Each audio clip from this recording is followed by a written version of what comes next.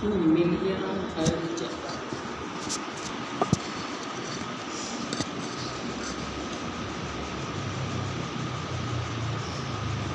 भादों में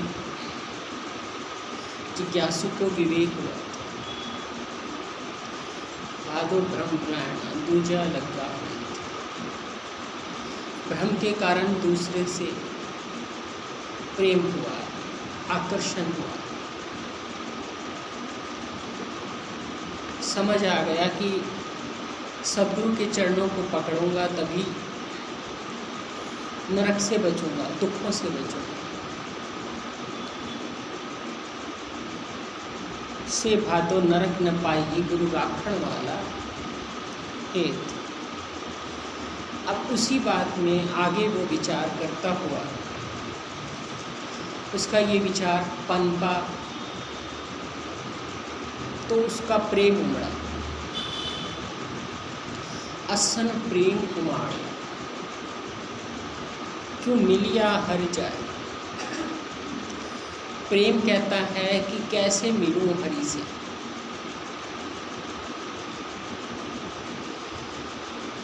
एक विचार करने की बात यह है कि हम जो भी तरीके से चलें, ज्ञान से चलें, प्रेम से चलें, निष्काम सेवा से चलें, मकसद है अहंकार का, जान का, मन से जान छुड़ाने। जान को अहंकार से और मन से खाली करना। ये जान मन और अहंकार के बीच में फंसी हुई है, मन और अहंकार से बंधी हुई। और इससे जान छुड़ाने के लिए, मन को अमन करने के लिए, अहंकार की परिचिनता मिटाने के लिए अनेक तरीके हैं जान छुड़ाने के। मन को संसार मिथ्या दिखाओ, परिवर्तनशील दिखाओ, आवागमन वाला दिखाओ। अहंकार को बंधन वाला दिखाओ, उसका वजूद नहीं है ये दिखाओ, तो दोनों से जान छूटती है। दूसरा तरीका है मन को परमात्मा में आसक्ति करा दो, ईश्वर में आसक्ति करा दो। इसकी आसक्ति, इसका जो राग है दृश्य में, उससे इसे मुक्त कर दो और इसका राग या आसक्ति या प्रेम परमात्मा से करा दो। और परमात्मा से प्रेम कराने के लिए इसको तरीके हैं कि उसके लिए उपयोगी बनना, जो बताया था आपको, उसके लिए उपयोगी बनने से उससे प्रेम होगा, बढ़ेगा धीरे धीरे। जैसे जैसे उसके लिए उपयोगी होंगे, मन का राग कम होगा, अहंकार कम होगा।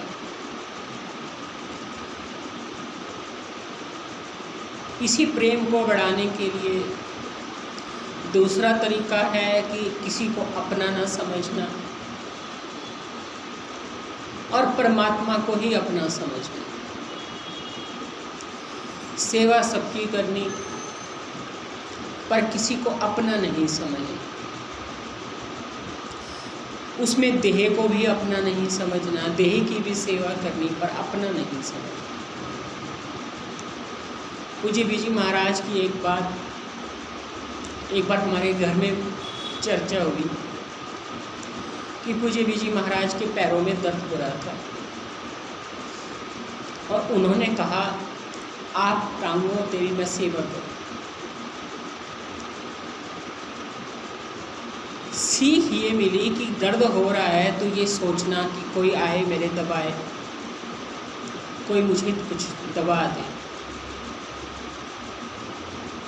किसी से को अपना ना समझना, किसी से कुछ चाहना नहीं और शरीर को भी अपना समझना नहीं। पर इसकी सेवा करना, ज़रूरत जहाँ पड़े वहाँ इसकी सेवा करना, अपना समझ करके नहीं। ये भी एक तरीका है मन के राग को कम करने का, और परमात्मा को अपना समझना, जिससे परमात्मा से प्रेम बढ़े।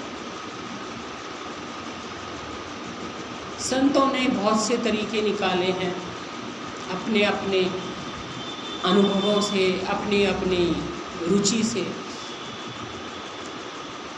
अपनी अपनी योग्यता से, पर मुख्य काम है प्रेम बढ़ाना। आत्मा, अहंकार को आत्मा समझ करके ज्ञान देना, और ज्ञान को भी बाद में बोध होना, और बोध के बाद भी उसी में मिल जाना भी प्रेम में ही आता है, भक्ति या प्रेम में आता है। पुरुषोत्तम पद प्रेम का ही है, अक्षर भाव बोध का, विलीन हो जाना प्रेम है या भक्ति है। कहीं भक्ति कहते हैं, कहीं प्रेम कहते हैं। मुख्य चीज़ है परमात्मा से प्रेम के बगैर संसार के मोहों से, राग से, दुखों से, शोकों से, मोहों से, कल्पनाओं से जान नहीं छूटेगी। जान छुड़ाना चाहते हैं दिल से, दिल से जान छुड़ाना चाहते हैं। जैसे गुरु नानक जी कह रहे हैं कि भादों में उन्होंने विचार करके दिखाया कि भाई यदि गुरु ना हो रखने वाला तो मैं दृश्य में आसक्त रहूं, भ्रम में भूला रहूं, और फिर ये शरीर मुझे छोड़ देगा, संबंधी मुझे छोड़ देंगे, उसके बाद कर्मों की मेरी हिसाब किताब होगा और मैं प्रेत कहलाऊंगा, और फिर जैसा मैंने बोया है वैसा मैं काटूंगा। इसलिए मुझे तो एक ही उपाय समझ में आता है कि मैं शरण ले लूँ, गुरु की शरण ले लूँ। शरण लेने के लिए प्रेम चाहिए। शरण कोई क्रिया तो है नहीं, प्रेम होगा तो शरण होगी, और वो प्रेम बढ़ाने के लिए उसने प्रेम बढ़ाया, शरण लेने के लिए उसने प्रेम बढ़ाया। वो कह रहा है अश्विन के महीने में, अश्विन महीने में प्रेम उमड़ा है। प्रेम कहाँ से आया, ये उमड़ा कैसे? जब विचार किया कि कोई अपना नहीं है तो किसी को अपना नहीं समझा, और ईश्वर का है इसलिए सेवा करी, और ईश्वर का है सेवा करी तो ईश्वर से प्रेम बढ़ा, क्योंकि उसके नाते सेवा करी, आत्मा के नाते सेवा करी, ईश्वर के नाते सेवा करी। तो जिसकी सेवा करते हैं उससे प्रेम बढ़ता है, उससे निकटता हो जाती है, उसकी कृपा मिल जाती है। उसकी कृपा के रूप में, उसकी निकटता के रूप में, उसकी सेवा के फल के रूप में, और संसार को अपना ना समझने के कारण, जैसे भादों में विचार किया, विवेक किया, अपना ना समझने के कारण प्रेम उमड़ा है। प्रेम ये कह रहा है कि क्या करके क्या किया जाए कि हरि मिल जाए। प्रेम क्या चाहता है कि हरि में मिल जाओ। ये जो अहंकार पृथक लगता है, ये जो जान पृथक दिखती है, ये जान पृथक ना रहे, उसी में मिल जाए। मिलने के लिए वो और क्या दिखा रहे हैं, इस प्रेम का रूप क्या दिखा रहे हैं? प्रेम किस रूप में दिखाई दे रहा है उनको? मन तन प्यास दर्शन मणि, कोई आण मिलावे माए। कि प्रेम भाव, प्रेम की जो संवेदनाएं हैं, भावनाएं हैं, लहरें हैं, वो किस रूप में उठ रही हैं कि मन में, तन में प्यास है। ये जो जान अपने आप को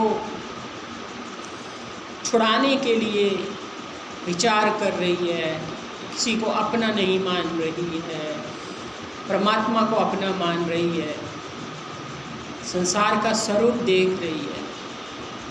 अब उस जान को प्यास हो गई है, और जब जान को प्यास हो गई है तो उसका प्रभाव मन और तन पर भी पड़ेगा। तो पहले तो जान को प्रेम उमड़ा है, ये प्यास मिलने की इच्छा हुई है, अब उसका प्रभाव दिखाई दे रहा है, कर्ता का प्रभाव दिखाई दे रहा है कर्णों पे, मन पर भी और तन पर भी। मन तन प्यास दर्शन घणी कोई आण मिला। मन और तन में घनी प्यास है, घनी प्यास है। घनी प्यास सहने योग्य नहीं होती, थोड़ी प्यास सहने योग्य होती। घनी प्यास व्याकुल करती है, इसलिए वो व्याकुल है। घनी प्यास है, किस चीज़ की प्यास है कि कोई मुझे मिला दे। किससे मिला दे? किससे मिलना चाह रहे हैं वो? पहले उन्होंने कहा हरि से मिलना चाहते, कोई मिलाए, मिलिए हरि जाए। कैसे? मैं प्रेम उमड़ा है, किस लिए उमड़ा है? हरि से मिलने के लिए। और अब ये प्यास जागी है, मन तन में भी दिखाई दे रही है। किसकी प्यास दिख रही है? दर्शनों की घनी प्यास दिख रही है कि कोई मुझे उनसे मिला दे। और विचार करने से ये बात समझ आ रही है कि कौन मिलाएगा, कौन मिलाएगा, ये प्यास मेरी कौन बुझाएगा? संत साहिब प्रेम के हूँ तिनके लागा पाए। वही मेरी प्यास बुझाएगा जिसने अपनी बुझाई होगी, जिसको खुद प्यास लगी होगी, जिसे प्यास पता होगी क्या होती है, कैसे बुझाई जाती है, उसका अनुभव होगा। तो ये अनुभव तो संतों के पास होगा। इसलिए संत साहिब प्रेम, संत कहते ही उसको हैं जिन्होंने प्रेम का रास्ता पकड़ा हो, जिन्होंने परमात्मा को अपना मान करके उससे जुड़ाव बढ़ाया और प्रेम किया। इसलिए सहारा भी वही देंगे जिनको ये अनुभव है। तो वो कह रहे गुरु नानक जी कि संत साहिब प्रेम के हूँ तिनके लागा पाए। मुझे ये प्रेम बढ़ाना है, मेरे प्रेम बढ़ गया है, प्यास भी बढ़ गई है, दर्शनों की प्यास है, मैं कहाँ जाऊँ? तो कहते हैं मुझे तो सहारा कहाँ मिलेगा, संतों के पास मिलेगा, वही देंगे ये प्रेम। कैसे बढ़ाया जाए, कैसे मिला जाए? प्रेम तो बढ़ गया, मिलूँ कैसे? जिसको मिलना चाहता हूँ, देखना चाहता हूँ, जुड़ना चाहता हूँ, अनुभव करना चाहता हूँ, बोध करना चाहता हूँ, वही हो जाना चाहता हूँ, तो कैसे हो? कौन तरीका बताएगा? संत साहिब प्रेम की। इसलिए मैं क्या करूँ? मैं हूँ तिनके लगाम पाए, मैं उनके ही चरणों में गिर जाता हूँ, उनके ही चरणों को पकड़ लेता हूँ, उनके ही तरीके को अपना लेता हूँ। जो तरीके, पाए लगने का मतलब है जिस तरह से उन्होंने चले हैं मैं भी उस तरह से चल के देखूँगा। खाली स्थूल चरण छूने से पूरा समर्पण नहीं होता, अधूरा होता है। अधूरे से पूरी बात नहीं मिलती, पूरे से पूरी बात जानने के लिए पूरा समर्पण चाहिए। और पूरा समर्पण जैसे उन्होंने पकड़ा है, जैसे उनका बड़ा है, जिस तरह से उन्होंने किया है उस तरह से हम भी करेंगे, तभी पूरी बात समझ आएगी, पूरा समर्पण होगा। पूरा समर्पण से पूरी बात पल्ले पड़ेगी। हूँ तिनके लागा, मैं उनके चरणों में पकड़ लेता हूँ, उनके पाँव पकड़ लेता हूँ, उनके तरीके से वही करूँगा जिस तरीके से उन्होंने सुख पाया है, उन्होंने प्रेम बढ़ाया है, उनको वो हरि मिला है। अब क्या कह रहे हैं आगे? सच पूछा जाए तो ये बातें जो हैं, ये बातें तो हैं नहीं खैर, पर जिनको मान लो ये बातें लगती हैं। मान लो कुछ आपके लोगों में से कईयों को ऐसे अंतःकरण हैं जिनको ये बातें लगती, उनको मैं ये कहना चाहूँगी कि मान लो आपको ये लग रहा है कि ये अच्छी अच्छी बातें हैं, इसमें हमारे करने का कुछ ज़्यादा हमें काम नहीं दिख रहा, हम क्या करेंगे? तो बड़े बड़े संतों की बातें हैं, हमारी बात थोड़ी है। उनको एक बात जरूर समझनी चाहिए कि आप ये समझ के चलिए कि ईश्वर परमात्मा सभी को अपने साथ जोड़ना चाहता है, इसीलिए उसने जीव की संरचना ही इस तरह से करी है कि यदि वो मोह में पड़ेगा, राग में पड़ेगा, अभिमान में पड़ेगा, आसक्ति में पड़ेगा तो अशांत रहेगा। वो कितना भी धनी हो जाए, कितना भी रूपवान हो जाए, कितना भी स्वस्थ हो जाए, कितना भी प्रतिष्ठित हो जाए, रहेगा वो विक्षिप्त, शांत नहीं रहेगा, सुखी नहीं होगा। सुख आएगा उसके पास पर टिकेगा नहीं, चला जाएगा। नए सुख की उम्मीद फिर आ जाएगी, एक सुख जाएगा दूसरे सुख की इच्छा हो जाएगी, दूसरा जाएगा तीसरे की इच्छा हो जाएगी। इसी इच्छा में भोगने में उसकी शक्ति कम होगी और उसे विक्षेप बना रहेगा, शांति नहीं आएगी। इसलिए चूँकि ये सभी के साथ होता है, कम सुखी के साथ भी, ज़्यादा सुखी के साथ भी, कम सुविधाओं वालों के साथ भी, ज़्यादा सुविधाओं वालों के साथ भी, कम मान वालों के साथ भी, ज़्यादा मान वालों के साथ भी, कम धन वालों के साथ भी, ज़्यादा धन वालों के साथ भी, कम स्वस्थ के साथ भी, ज़्यादा स्वस्थ के साथ भी, अशांति सबको घेरे रहती है जब तक प्रेम नहीं बढ़ा। यानी जब तक दृश्य को, देह को अपना माना है तो राग रहेगा, मोह रहेगा, बंधन रहेगा, तो विक्षेप रहेगा, क्योंकि इनके पास देने के लिए विक्षेप के अलावा कुछ नहीं है। और जब विक्षेप एक ऐसी चीज़ है, अशांति एक ऐसी चीज़ है जो किसी को कितनी भी बर्दाश्त करने की, अच्छी लगने की स्वाभाविक लगती हो, पर कभी ना कभी वो उससे उकता भी जाता है। कितना भी कोई मूर्ख होगा, देहाभिमानी होगा, दृश्य में आसक्त होगा, बर्दाश्त करता होगा इस अशांति को, विक्षेप को, क्लेश को, राग को, मोह को, बंधनों को, कभी तो फिर भी वो उकताता होगा, थक जाता होगा अशांति से, विक्षेप से, आसक्ति से। कभी तो उसे ग्लानि आती होगी। जब ग्लानि आती होगी तो विवेक ना होने के कारण वो ग्लानि आती होगी, चली जाती होगी, क्योंकि ज़्यादा विचार नहीं करता, ज़्यादा विवेक नहीं है, बुद्धि ज़्यादा नहीं है, मूर्खता आ जाता है,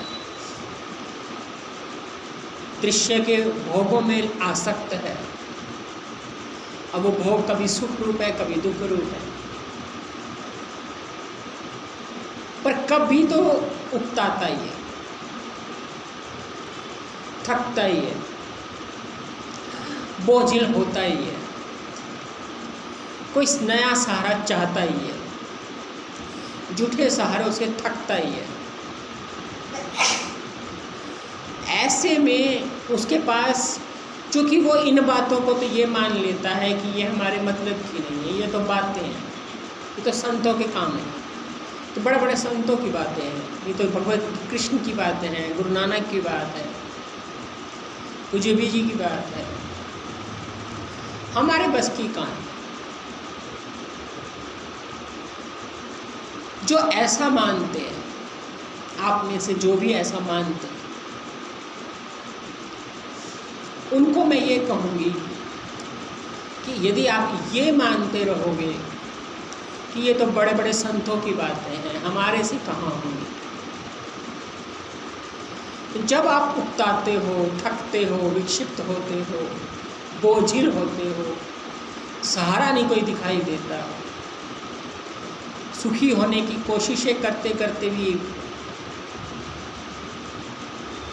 दुख आ ही जाते हैं, बिना बुलाए, बिना मांगे। ऐसे में यदि आप इन बातों को संतों की न मान करके अपनी मान लो, इनमें रुचि बना लो, इनमें रुचि बना लो, इनको रुचिकर समझ लो, तो वो समय आपका बहुत अच्छा बीत जाए। जब भी आपको थकान लगे, बोझ लगे, विक्षेप आए, अशांति आए, कोई सहारा ना दिखाई दे, ग्लानि आए, तो वो आपका थोड़ा सा समय तो कम से कम, जब भी आप थकते हो, चलो सारा जिंदगी आप करो करो करो, खुश हो, बनाओ अपना, बनाओ अपना, बनाओ अपना, बनाओ, खुश हो,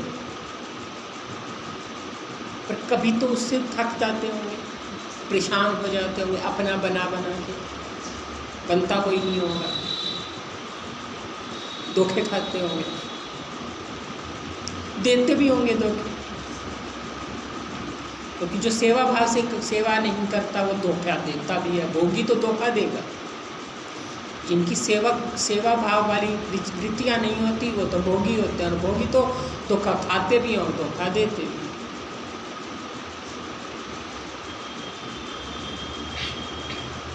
तो ध्यान ये दीजिए कि ऐसा समय आप कैसे गुजारोगे यदि इन बातों को ये मान लोगे। ये तो संतों की बातें हैं, उपयोगी हो जाना, सेवा करना, अपना न मानना, हमसे तो नहीं रहा जाता, जो हमें सुख दे उन्हें अपना न माने, जो हमारे लिए जान लड़ाए उन्हें अपना न माने, जो हर समय हमारे लिए खड़े हों उन्हें अपना न माने, मिथ्या माने, कल्पित माने, परिवर्तनशील माने।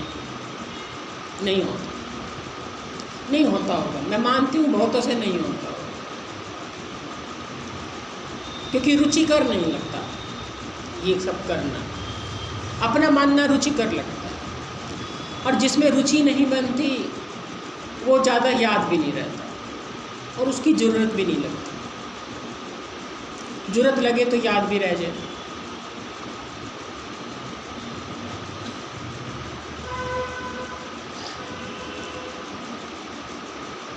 तो ज़रूरत कभी तो लग जाती होगी, कभी तो लग जाती होगी। ऐसा तो मैं होनी मानती नहीं कि कभी भी ज़रूरत नहीं लगती होगी। कोई कितना भी आपके इर्द गिर्द खड़ा रहता होगा, आपका बहुत ध्यान रखता होगा, आपको अपना लगता होगा, आप अपनापन उससे नहीं छोड़ना चाहते। इतना लायक बच्चा है मैं अपना ना कहूँ, इतनी लायक बहू है मैं अपनी ना कहूँ, उसे तो मैं गर्व से कहूँगी अपनी है। नालायक को तो ना कहूँ मैं अपनी है, अब लायक को भी मैं ना कहूँ अपनी है, लायक पुत्र को भी ना कहूँ अपना है, लायक पति को भी ना कहूँ जो इतना देता हो अपना ना कहूँ। नहीं अच्छा लगता, रुचिकर नहीं लगता, जरूरत भी नहीं लगती। जरूरत लगती तो रुचि भी बन जाती। सुन रहे हो?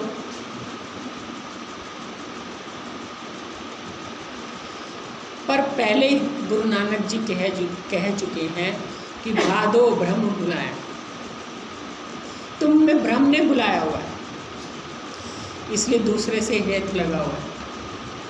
पर चलो ये बात तुम्हें नहीं हजम होती, अपना लगता है, तुम्हें नहीं लगता कि ये भ्रम है। भ्रम है अभी तो भी रुचिकर है, अच्छा लगता है, मान बढ़ता है, खुशी होती है। जिसने आपका मान बढ़ाया उससे आपका मान बढ़ा, आप कैसे उसको ना कहो अपना नहीं समझना। किसी ने अपमान दिया हो तो कहो भी कि अपना नहीं समझना, अपमान दिया हो तो कैसे छोड़े।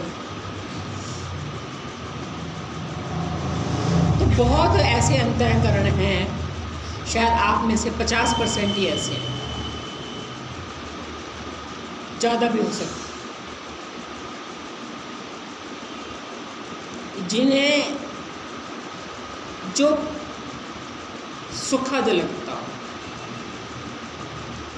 उसे अपना कहने में संकोच नहीं लगता, संकोच नहीं आता। संकोच तब आता है जब अपने को हम परमात्मा का मानते हैं, तो हमें इधर अपना कहते हुए संकोच आता है, लज्जा आती है, शर्म आती है। कैसे कहते हैं? पर ठीक है,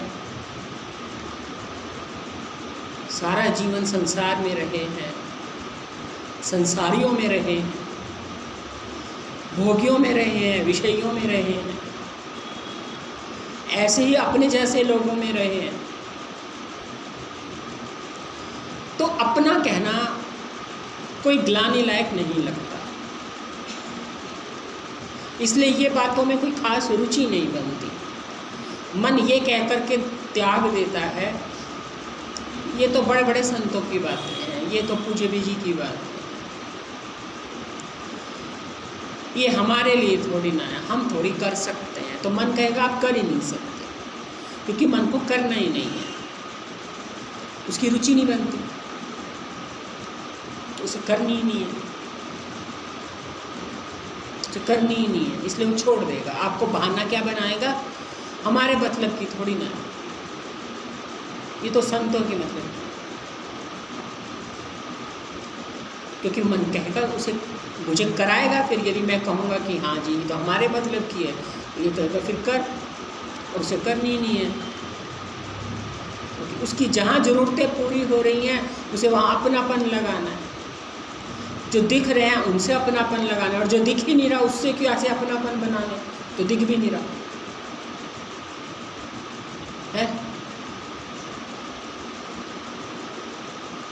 ये दिक्कत आती होगी, मैं समझ सकती हूँ, या समझने की कोशिश करती हूँ, यूँ सोचो। जो दिख भी नहीं रहा उससे कैसे अपना समझ लें? क्योंकि कई बार हो सकता है आपको लगता हो कि ईश्वर दिख ही कहाँ रहा है, वो तो एक हमारी आस्था है, बस दिख थोड़ी रहा है। जो हमें इतना हमारे शरीर को पूछ रहे हैं, हमें वस्तुएं दे रहे हैं, भोग दे रहे हैं, घर दे रहे हैं, क्या क्या दे रहे हैं, उन्हें अपना न माने, और इस शरीर को भी अपना न माने। सारे सुख तो इसी से भोगते हैं।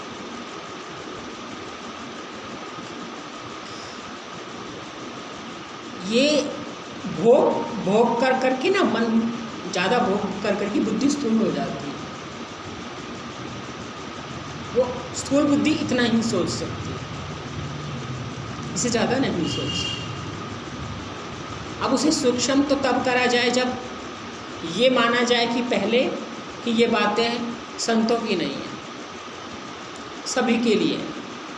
संत के लिए होती तो संत अपने पास रखते ना, हमें क्यों सुनाते, हमें क्यों सुनाते यदि हमारे लिए ना होती। भगवद गीता अर्जुन को चुपचाप सुनाई दे देते, व्यास जी लिखते क्यों? सबके लिए क्यों लगते, जन साधारण के लिए क्यों ये बातें सरल से सरल करने की कोशिश करते मायानंद जी? क्यों बीजी महाराज एक एक बात को समझाते हैं? यदि सबके मतलब की थी ही नहीं तो क्या जरूरत थी बीजी महाराज को इतनी मेहनत करने की, और बाकी सब संतों को भी क्या जरूरत थी? यदि हमारे मतलब की नहीं थी, हमारे काम की ही नहीं थी, तो गुरु नानक जी बहुत बार हम बता तो साधकों को ही रहे, आप तो वो जो करना था कर चुके। समझ रहे हो बात को? इसलिए ये मान के चलिए कि रुचि चाहे ना भी बनती हो,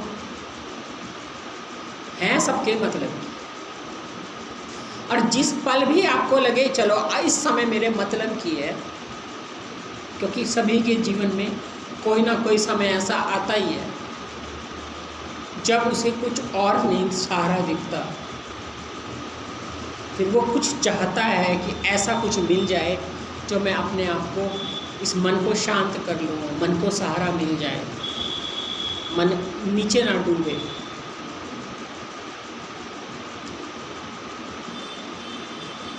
उठा लूँ मन को, खड़ा कर लूँ। ऐसे में मन को खड़ा करने के लिए ध्यान से सुन लो, रख लो अपने पास। अभी रुचि नहीं बनती, कोई बात नहीं, पर जब ऐसा मौका आए, जब आपको लगे कि मन गिरता जा रहा है, गिरता जा रहा है, कोई सहारा नहीं दिख रहा, तब अंदर से निकाल के इन्हें खा के देख लो, पी के देख लो, हजम करके देख लो। फिर भी ये लगे कि हमारे मतलब की नहीं है, तो सुनना ही बंद कर देना। तो ऐसे मौके पे भी काम ना आए तब सुनना बंद कर देना, तब कहना भाई वाकई ये हमारे मतलब की नहीं। पर ऐसे मौके पे यदि ये काम आ जाए, फिर कहना ये हमारे लिए ही है, हम तो भटके हुए हैं, हमने अपने आप को 10 तरफ फैलाया हुआ है। भला हो इस दुख का, भला हो इस धोखे का, इसने मेरी इसमें रुचि तो बनाई। इसलिए पूज्य जी महाराज कहा करते थे कि मैं तो दे रही हूँ विद्या, जब इनकी भूमि तैयार होगी ये बीज पनप जाएगा। बीज होगा तभी तो पन पाएंगे, रखा होगा घर में तो चलो भाई मौसम अगर उस बीज के अनुकूल है, चलो भाई वो। अब है ही नहीं बीज, लाना भी नहीं है, तो बोने का समय निकल गया, अब बाद में बोते रहो। तो बीज की रक्षा करना, बीज को संभालना और बीज को धैर्य से, शांति से, कम से कम लेते समय तो हम पूरी रुचि से लें। जिसने जितनी ज़्यादा रुचि से पहले से लिया होगा उसके वो विपत्ति काल में काम आएगा। अब जो सुनते समय इतनी रुचि नहीं ले रहा, विपत्ति काल में उनका क्या होगा ईश्वरी जाने, ईश्वरी जाने। उसका उनका कोई और सहारा बनेगा नहीं, क्योंकि उन्होंने जब सहारा देने ईश्वर आया था सत्संग के रूप में, उन्होंने सहारा पकड़ा ही नहीं। इसलिए कह रहे संत सहाय प्रेम, संत तो सहारा दे रहे हैं इस प्रेम में, हरि से मिलने में। इसलिए मैं तो उनके चरण पकड़ लेता, क्योंकि मुझे ये समझ आ गया कि बिन प्रभु क्यों सुख पाएंगे। समझ आ गया, समझ यानी अनुभव हो गया, बुद्धि का विश्वास नहीं कर रहे, अनुभव का। बिना प्रभु के कहाँ सुख पाएंगे। इस व्यभिचारी बुद्धि से, ये व्यभिचारी बुद्धि क्या सुख देगी, ये अशांत मन किसको सुख देगा, ये बहिर्मुख इंद्रियां किसे सुख देंगी, ये परिच्छिन्न मैं किसे सुख देगी। इनके पास तो खुद सुख नहीं है, ये तो खुद उधार के सुख से काम करते हैं।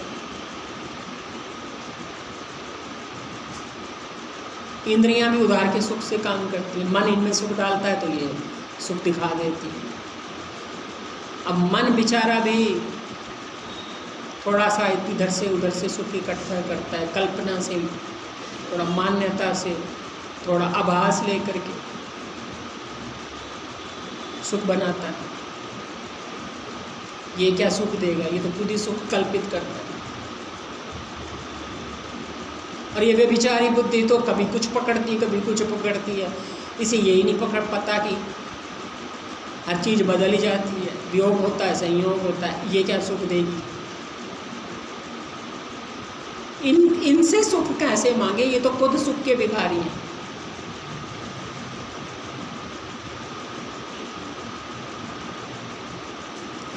बिन प्रभु क्यों सुख पाएंगे।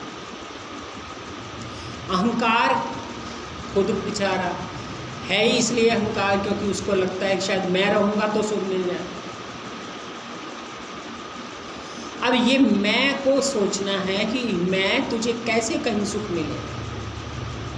तू बिना प्रभु के और कहाँ से सुख ढूंढ लेगी, कहाँ से सुख प्राप्त कर लेगी, क्योंकि तू तो जिसमें दिखती है उसी में सुख है। इसलिए बिना प्रभु के तू कैसे सुख पालेगी।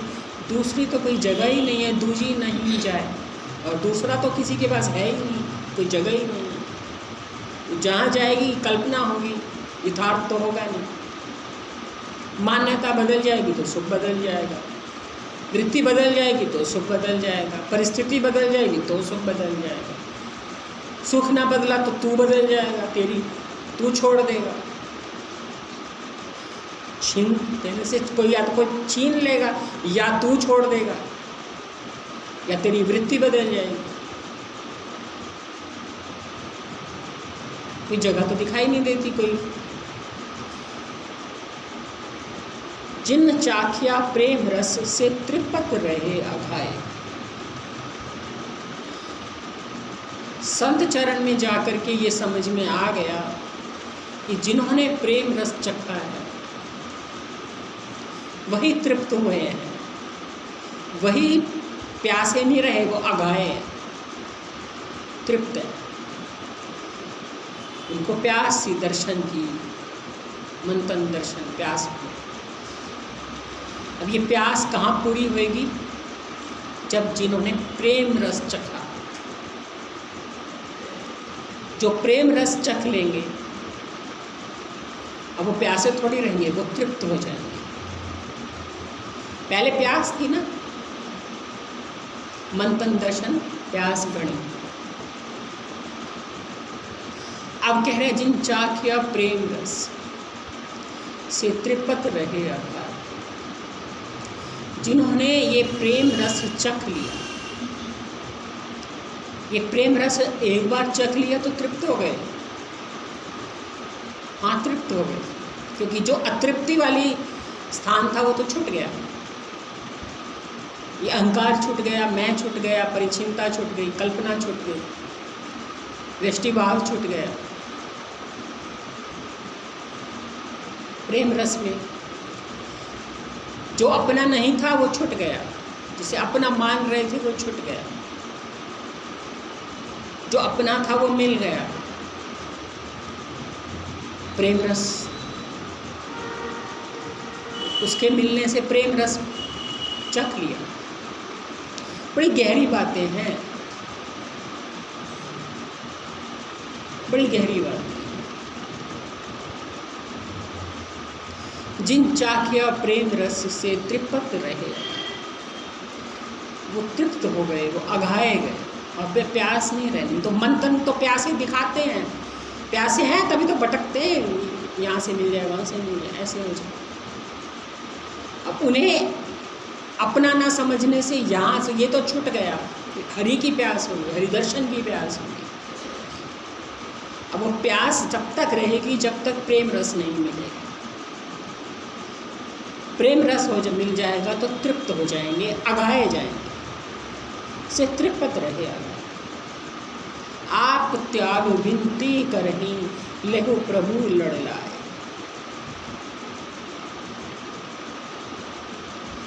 जो तृप्त हो गया प्रेम के कारण। प्रेम का मतलब यहाँ पर क्या है, आप समझ रहे हो ना? प्रेम का मतलब है बोध के बाद प्रेम, ज्ञान के बाद प्रेम, या सीधा मैं परमात्मा का हूँ और कोई अपना नहीं, देह सहित, अंतःकरण सहित। बोध भी प्रेम में परिणित होता है या भक्ति में परिणित होता है, और सीधा भी प्रेम कर सकते हैं, पर उस प्रेम में भी पहले बोध होगा फिर प्रेम होगा। इसलिए ये बोध हुआ कि दूजा नहीं जाए, ये बोध है। बिन प्रभु क्यों सुख पाइए दूजा नहीं जाए, तो ध्यान दोगे तो इसमें भी बोध भी मिल जाए। कि बिना प्रभु के कहीं सुख नहीं है, ये दूसरा कोई है ही जगह नहीं, तो ये बोध है।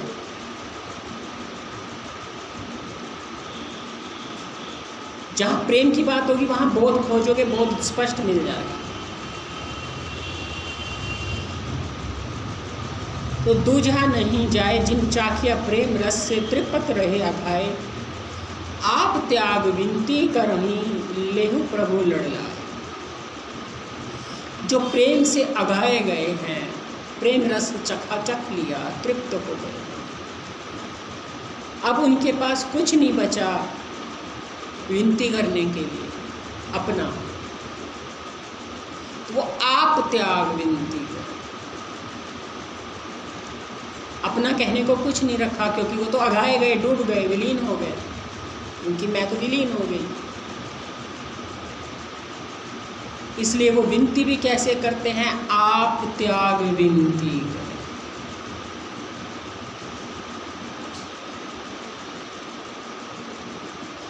आपा त्याग करके कहाँ आपकी मोहर लगाएं, कुछ आपा तो रहा नहीं, कुछ अपना तो रहा नहीं, कहाँ मोहर लगाएं अपनेपन की। तो सर्व अपना है या कुछ भी अपना नहीं है। प्रभु अपना है तो सर्व अपना है, प्रभु अपना है तो सर्व अपना है, और सब प्रभु ही है, फिर वो प्रभु है, फिर कोई और नहीं है।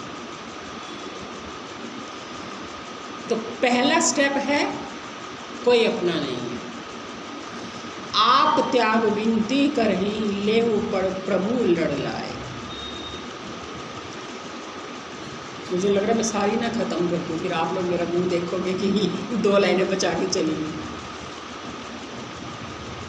पता नहीं, मैं सोचती हूँ मैं तो 2 लाइनें बचाई, मुझे घर जाके गालियाँ देंगी कि 2 बचा के चली गई।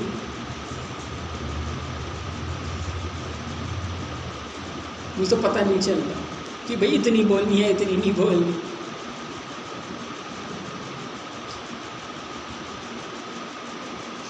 आप त्याग विनती करें लेहु प्रभु लड़ लाए।